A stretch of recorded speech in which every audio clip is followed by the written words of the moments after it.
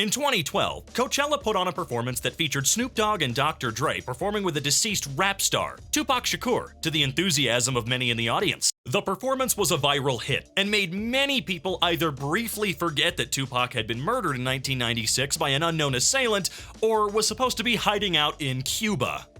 Hello everyone, welcome back to Thinkology. My name's Robin. In this episode of Fun Fact Fridays, we're delving into some of the most popular conspiracy theories surrounding celebrity musicians, primarily those who held a large degree of influence in social norms and pop culture. A lot of people love a good conspiracy and the thought of things hiding more beyond what they seem. And things like subliminal song lyrics and body doubles to the world of organized crime linked to some of these celebrities are prime examples of these tantalizing ideas. As a quick note to the viewer, all topics discussed in this video are the product of speculation throughout decades and genres. We're going to go over the history of these theories and the supposed evidence attached to them, but whether there's any truth to the claims and their evidence is up to you.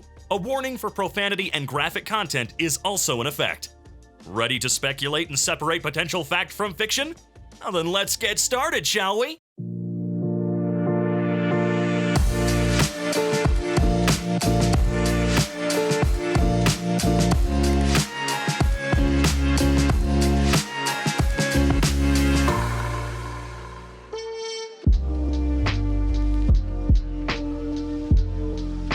Kicking things off as the OG of celebrity conspiracies, Elvis Presley himself. Elvis was many things: a sergeant in the United States Army, an accomplished martial artist, and more famously, the king of rock and roll. The King had an illustrious career in music that took notes from different musical styles and genres, both paving the way for the modern genre of rock and roll music and cementing Elvis as a cultural icon within the music world. Even after his sudden passing in 1977, his impact on music and social norms has been felt across decades and generations of music lovers and style connoisseurs alike. Still, that hasn't stopped some people from spotting him in public every now and then. Several interesting and outlandish conspiracy theories surround the late heartthrob, such as him being an extra in Home Alone, or that his coffin contained an intricate cooling system for a wax figurine. Both tie into the belief that Elvis in some way faked his own death. Some pious believers point to Elvis's tombstone as proof of his being alive and well. If one looks at the grave marker, they're bound to notice the name on the gravestone being spelled as Elvis Aaron Presley. Elvis was known to have spelled his middle name as Aaron with a single A rather than the traditional two, and used the latter method later in life. Some believe that this points to the king being alive somehow, while others point out his parents had used Aaron to match his deceased twin, Jesse Garon. I mean, yeah, I'm genuinely not sure how a misspelling on a gravestone is freaking proof that he's alive, but whatever. Let's continue. Another source that some have cited is a CNN interview conducted by Larry King with Elvis's daughter, Lisa Marie Presley, where an instance of avoiding an uncomfortable question has been seen by some as yet more proof of his faked death. Do you ever feel communication with your father? Do you ever feel the channeling? Some people claim that they feel their father or their mother departed around them. I don't know. We're getting into a hairy, controversial field here, and I'd rather you can feel or feel it. No, I mean, if I don't want to answer. Well, you don't have to. It's not a court. One of the most popular theories behind the celebrity faking his own death involves the mafia and/or the FBI. According to Gail Brewer Giorgio, author of Is Elvis Alive?, arrays of FBI documents seem to suggest that Elvis had been enlisted by them to help infiltrate an underground group known as the Fraternity. The author said the agency had approached Presley because a member of the fraternity had apparent dealings with Presley over the sale of an airplane the singer had. But when he was found to be a mole, he was put into witness protection, Brewer said, citing what she said was evidence from FBI documents and interviews. Elvis faked his death because he was going to be killed, and there was no doubt about it. Seemingly tying into his death being faked is claims of him being sighted in various locales throughout the United States. One of these alleged sightings was captured on photo at the Graceland Mansion in Memphis, Tennessee, showing an overweight elderly man with a cap and sunglasses standing beside what looks like a large bodyguard. Considering that he wasn't in great shape when he officially kicked the bucket, photos such as these don't seem to place the king faking his death too far outside of the realm of possibility. Though he had been the subject of several extortion attempts probed by the FBI and had himself spoken favorably of and offered to help the organization, there was never any proof of the FBI actually recruiting the singer found in the files that they had on him. But Who knows? Maybe the real deal, or some semblance of him, is hidden in his Graceland mansion or within the legions of impersonators spanning decades.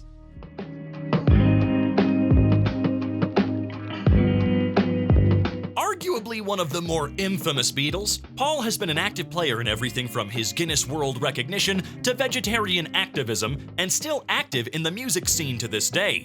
Along with John Lennon, George Harrison, and Ringo Starr, Paul would make significant contributions to the music world through the Beatles, influencing bands from the Beach Boys to Black Sabbath over time. Unless you subscribe to the theory that he died in a car crash and was replaced by an exact double to carry on his work, which seems a little bit strange. They just had a guy of similar talent and looks just waiting, just in case?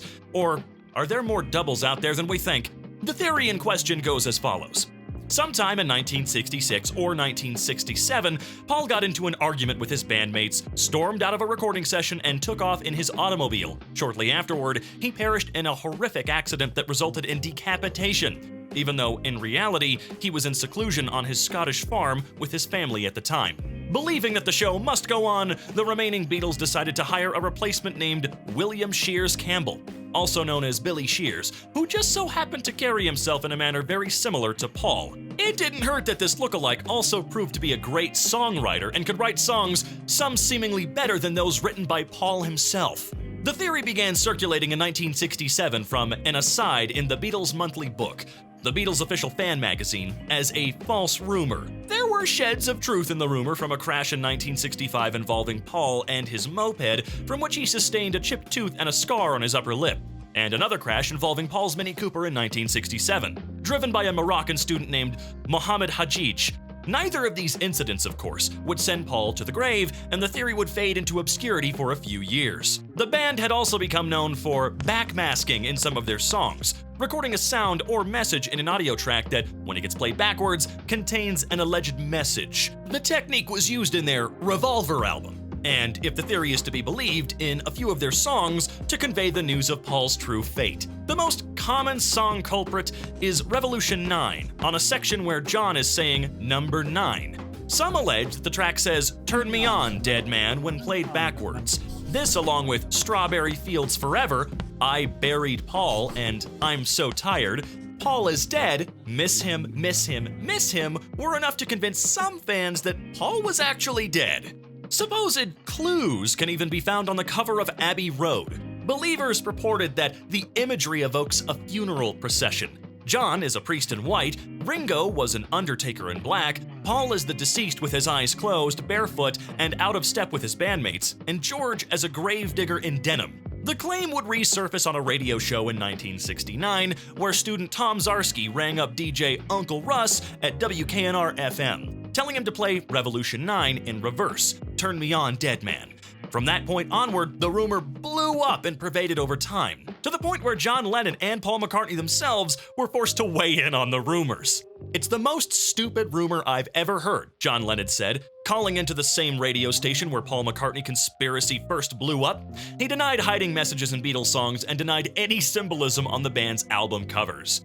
Someone from the office rang me up and said, "Look, Paul, you're dead."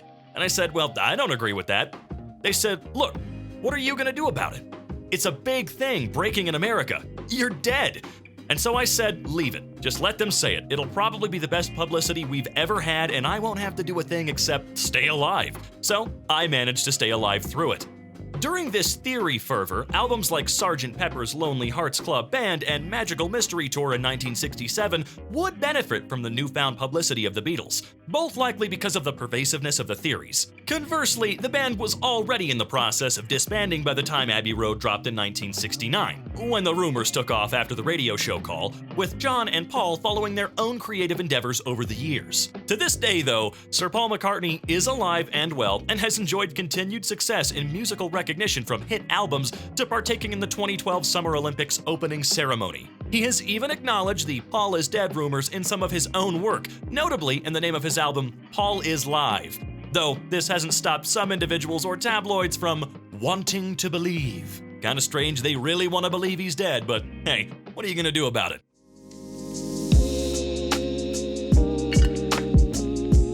Hailed as one of the biggest names in modern hip-hop and rap music, Tupac Shakur, born Lasagne Parish Crooks, has gone down as one of the most successful musicians within his genre, or genres if you will, as well as all time with the likes of the Beatles, Elvis Presley, and Michael Jackson.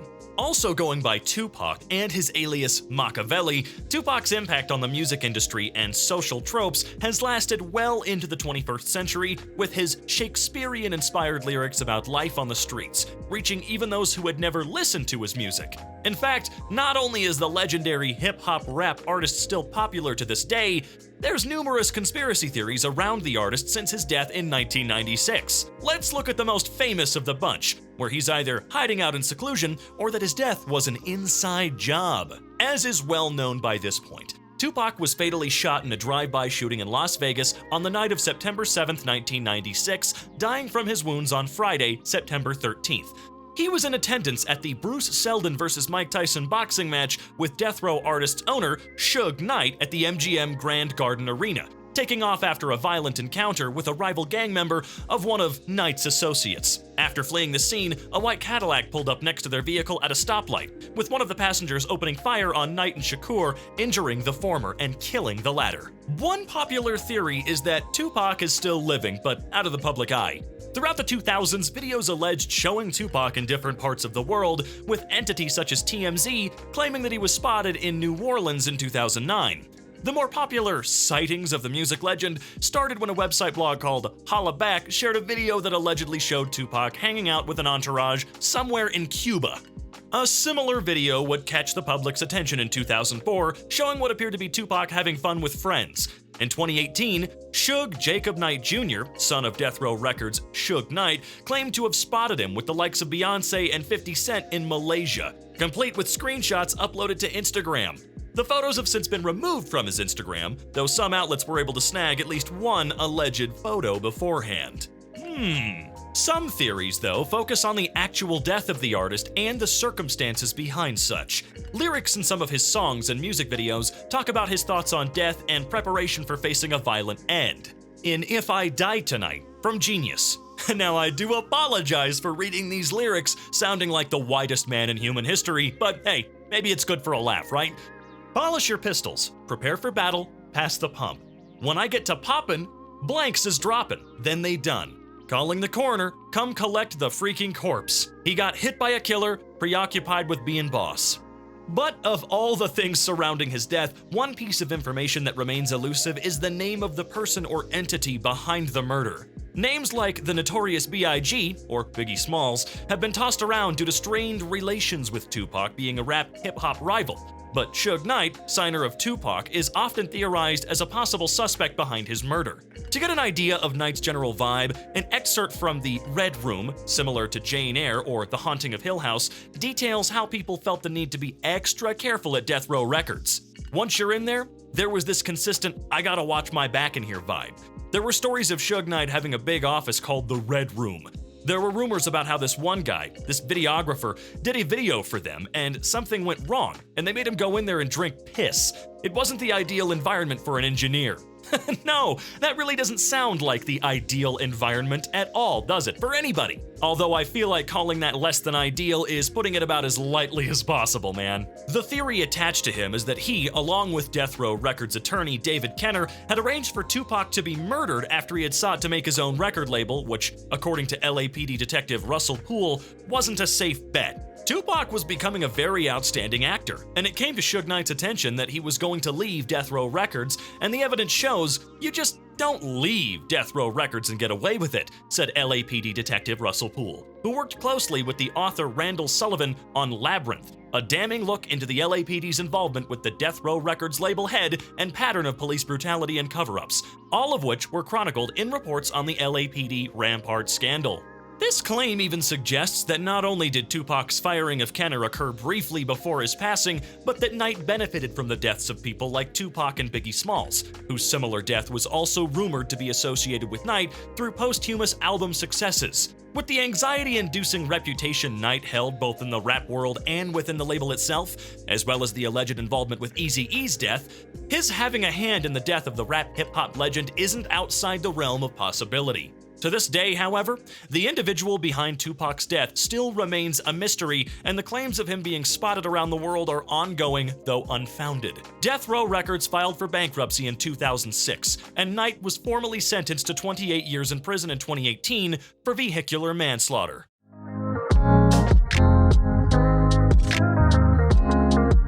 Thought body doubles ended with the Beatles? Think again. Avril Lavigne of Canada is a pop-punk sensation who, with the release of songs like Skater Boy, Girlfriend, and Complicated, helped spearhead the trend of the same name in the 2000s. Today, she still enjoys a relatively good degree of success in music, especially when considering her supposed death and almost identical replacement in 2003. Originating on a Brazilian fan page called Avril es Muerta sometime between 2005 and 2011, the theory postulates that shortly after the release of her debut album, Let Go, in 2002, Avril couldn't keep up with the pressures of her newfound stardom. To remedy the situation, though, she hired an exact lookalike named Melissa Vandella to pose as the singer for paparazzi. Shortly after commencing on her second album, the starlet fell into a deep depression and was later found dead in her home, speculated to have taken her own life after her grandfather's death. Other theories state that she could have died in a snowboarding accident at Whistler Blackcomb Ski Resort in British Columbia. Either way, she was replaced by Melissa full-time, who learned how to sing and dance just like the late singer. Alleged evidence behind the theory is found in photos that show differences in locations of birthmarks and freckles, or the disappearance of them altogether, with one even showing Avril with the name Melissa sharpied onto her hand, alleged plastic surgery and/or clues within some song lyrics, such as Head Above Water, that point to an untimely death. And of course, more fun dramatic readings of lyrics always make for a good time. And I can't see in the stormy weather. I can't seem to keep it all together. And I can't swim the ocean like this forever. And I can't breathe. God, keep my head above water. I lose my breath at the bottom. Come rescue me, I'll be waiting. I'm too young to fall asleep. Other songs, such as My Happy Ending, are also said to contain subliminal messaging about either Avril's true fate or Melissa's guilt over leading a false life. Even the types of songs that she performed over the course of her career were scrutinized, besides the lyrics, of course. Apparently, tonal differences between songs like Skater Boy versus later hits like Here's to Never Growing Up also weren't so much a mark of artist growth as they were evidence of a fraud filling in for the real deal. Songs with an in-your-face attitude versus songs focused more on singing song ballads, seen in the Head Above Water album, or simple shifts in the way she sang certain songs between her start and present day, came under fire for not having the same attitude as they did in her debut era. The presence of the internet and social media throughout the 21st century have helped fuel this theory more so than most others. Internet forums such as Godlike Productions, bountiful with Avril Rangers, began speculating in 2012 whether the singer was alive or dead based on photos of shopping excursions, while websites like BuzzFeed reported on the matter in 2015, sending the internet into another frenzy. As recently as 2017, many individuals took to Twitter to call out Melissa for doing things the real Avril would never consider doing, picking apart supposed changes in fashion styles and handwriting, or the promotion of certain food products like nutrition bars. Avril herself has even addressed the rumors about her death and replacement through multiple interviews. When asked in one interview about how the rumor had affected her personally, her response was all but thrilled. More like that it's just a dumb internet rumor. I'm flabbergasted that people bought into it. Isn't that so weird? It's so dumb, and I look exactly the same. On one hand, everyone is like, oh my god, you look the same, and on the other hand, people are like, oh my god, she died. Alas, statements from the musician herself have not swayed some people. Die-hard Avril Rangers and radio hosts have noted that she never denied some of the rumors, citing in one case technological errors during an interview with KIIS 106.5 that seemed all too convenient.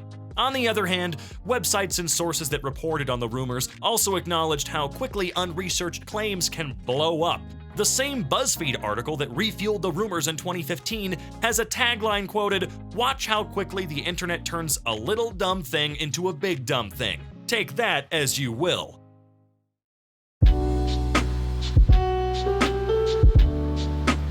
Where Elvis Elvis Presley was touted as the king of rock and roll, Britney Spears is similarly viewed as the princess of pop, and the only celebrity here not rumored to be dead, replaced, or in hiding. Since the former Mouseketeer appeared on The Mickey Mouse Club in the 1990s, Britney has had a slew of successes both in the entertainment industry and her own personal life, such as in the success of albums like Oops, I Did It Again. She also has been an active participant in the success and ambitions of other high-profile individuals. If anyone believes that she was an operative for George W. Bush since before his election as president in 2000, or her tenure as a government experiment aimed at making her a sexed-up super soldier, let's start with the possible presidential involvement theory. The basic gist of the Britney Spears as a George W. Bush operative theory is that she was hired and paid by the former president to intentionally cause a ruckus in the headlines so as to distract the public from the failings of himself and/or his administration. And there are definitely some curious correlations between the bombshells that might make even some hardened skeptics poke a little farther. Britney's 55-hour marriage to Jason Alexander occurred when a CIA leak exposed an operative from that group, tracing said operative back to the Bush administration. The infamous Britney-Madonna onstage kiss occurred at a time when Bush was facing backlash for inciting war in the Middle East. While Britney was caught driving with her infant son, Sean, on her lap in 2006, former Vice President Dick Cheney was under fire, no pun intended, for shooting a man during a hunting trip accident, and while Bush was facing then historically low approval ratings. During the incident Britney endured in 2007 that resulted in her shaving her head clean and attacking a paparazzi van with an umbrella, the information and resurgence of terrorist groups Al-Qaeda and the Taliban was announced by Bush. Fueling the conspiracy fires even further is the fact that Britney herself had spoken favorably of the former president during his tenure. In an interview excerpt from the Michael Moore film Fahrenheit 9/11, released shortly after the Dixie Chicks openly criticized the president, Britney had this to say when she was asked about her opinion of him in 2004. "I think we should just trust our president in every decision that he makes, and we should just support that and be faithful in what happens." The weirdest part about this theory? These beats seem to die down around 2008 when Bush was making his exit from office. Most of everything in her news presence since 2008 have either been left out of the headlines or involved her tours. And, however minuscule they are, they have not regularly coincided with scandals in the Obama or even the Trump administrations. The Britney Spears conspiracy rumors don't even stop with Bush. Some hold on to the belief that Britney, along with other starlets like Paris Hilton and Amanda Bynes, were the product of a certain Project Monarch, an alleged Nazi-based conspiracy and extension of MK Ultra, where young starlets were said to be tested with mind control techniques in an attempt to create the perfect, sexed-up super soldier. Think Stranger Things, which took inspiration from projects like this, meets Captain America. Claims of sexual abuse are also cited with this. No evidence of female stars having insane telekinesis has been observed since then, however. For all of their intricacies and adherence, as well as books being published on some of the phenomena, none of the individuals involved with the theories have made any statements regarding the veracity of the theories themselves. Britney herself, as evidenced by these media stories and conspiracy theories, has often been a target for media slanderization and misogyny over the course of several years, and rather ridiculously. The hyperfixation of media outlets and other celebrities with Britney Spears' mental health and every move was examined as invasive and detrimental to the star's overall well-being, some aptly satirized in a South Park episode. That the media coverage of Britney also occurred at the time when entertainment journalists were oftentimes looking for spectacles that would sell on print, rather than focus on people as human individuals, also worked great against her during the 2000s. Recently, her ongoing conservatorship battle, which, as of this writing, her father has filed to step down from managing, has brought to light the serious abuse and hardship brought on by the media and her own family. Films like Framing Britney Spears and the #FreeBritney movement on social media have both sparked conversation about the celebrity's mental health and a push for said celebrity to live her life without the weight of near constant scrutiny or exterior control, even with conspiracies related to the president surrounding her. At the very least, the playout of the theories presented here proves the intense devotion of some fans, and the need to research the evidence themselves. With so much speculation regarding the true fate of their favorite stars, learning the truth about what happened to them, regardless of the conspiracies being real or fake, encourages fans to look up the events and learn all about the history behind the theories before coming to a conclusion. Or at least I really hope, otherwise I'd have no way to sleep at night. Do you think any of these theories associated with them hold any water, or do you think they're just full of hot air? Are there any celebrity conspiracy theories that we missed? Let us know, and be sure to tune in to our next episode. Always remember, ladies and gentlemen, if you even somewhat enjoyed today's episode, consider dropping a like down below, and if you really enjoyed it, well, make sure to get yourself subscribed, follow, click the bell icon, turn on notifications, you know, all of that fun stuff. And hey, if you want to hear or see more from yours truly, you can check out my links in the description down below. And until next time, we'll catch you later.